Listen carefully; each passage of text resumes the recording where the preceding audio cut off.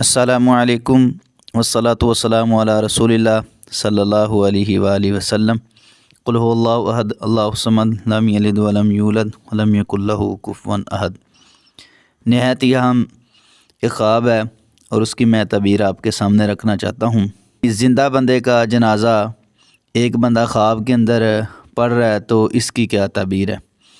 اس کی تعبیر یہ ہے کہ جو جنازہ پڑھنے والا ہے اس کے لیے بہت سارے ایسے معاملات ہیں جن میں اس کو آگاہی دی جا رہی ہے۔ ایک تو یہ کہ اس کو اللہ کا قرب حاصل کرنا چاہیے۔ دوسری بات یہ ہے کہ سچے دل سے اپنے گناہوں کی وہ توبہ کرے اور اللہ رب العزت سے رابطہ مضبوط کرے۔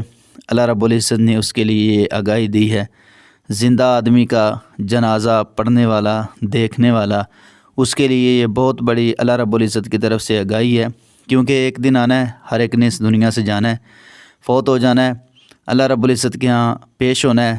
تو اس بندے کو یہ چاہیے کہ اللہ رب العزت کی یہ آگاہی اس کو ملی ہے تو وہ اللہ کے نزدیک ہو۔ وَلِمَنْ خَافَ مَقَامَ رَبِّهِ جَنَّتَانِ۔ اللہ رب العزت قرآن پاک میں بھی یہی اعلان فرما رہے ہیں کہ جو مجھ سے ڈر جائے گا، اللہ کا خوف جو ہے وہ حاصل کر لے گا، اللہ کا خوف اپنے دل میں رکھے گا، اس کے لیے دنیا اور آخرت بہتر بن جائیں گی۔ اور اِنَّ لِلْمُتَّقِينَ عِندَ رَبِّهِمْ جَنَّاتِ النَّعِيمِ۔ اللہ رب العزت قرآن پاک میں ارشاد فرماتے ہیں بے شک جو ڈرنے والے ان کے لیے جنتوں کے اندر نعمتیں موجود ہیں۔ اِنَّ لِلْمُتَّقِينَ مَفَازًا۔ اللہ رب العزت قرآن پاک میں ارشاد فرماتے ہیں بے شک مجھ سے ڈرنے والے ہی کامیاب ہیں، یعنی اللہ کا خوف رکھنے والے کامیاب ہیں۔ وَمَن يَتَّقِ اللَّهَ يَجْعَل لَّهُ مَخْرَجًا وَيَرْزُقْهُ مِنْ حَيْثُ لَا يَحْتَسِبُ۔ اور ایک مقام پر اللہ رب العزت نے ارشاد فرمایا کہ جو مجھ سے ڈرنے والے ہیں، تقوی اختیار کرنے والے ہیں، تو میں ان کو مشکلات سے نجات دیتا ہوں اور رزق وہاں سے دیتا ہوں جہاں سے وہ جانتے بھی نہیں ہوتے۔